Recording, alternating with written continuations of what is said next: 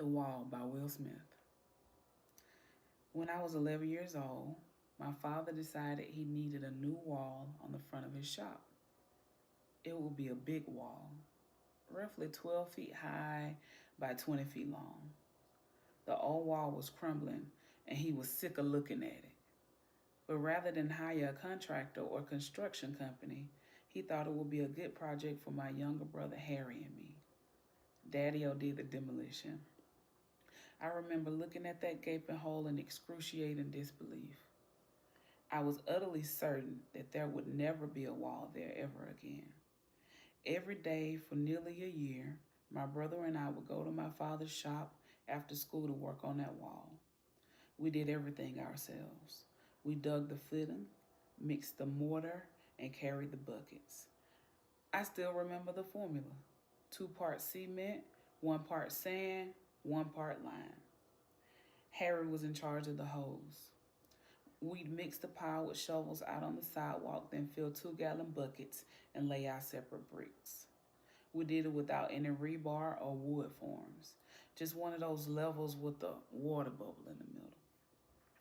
If you know anything about construction, you know this is a loony ass way to do this. If we can keep it real, this is chain gang kind of label. Today we would just call Child Protective Services. Let me pause right there and just say, as a former Child Protective Service worker, manual labor is not abuse. Don't waste your time or Child Protective Services time. Okay? All right, back to the book. This is just a job so tedious and unnecessarily long that what ended up taking 2 kids most of a year would have only taken a team of grown men a couple of days at most. My brother and I worked weekends, holidays, and vacations. We worked through the summer that year. It didn't matter. My father never took a day off, so neither could we. There were so many times I remember looking at that hole, totally discouraged. I couldn't see how this was ever going to end. The dimensions became unfathomably large in my mind. It seemed like we were building the Great Wall of West Philly.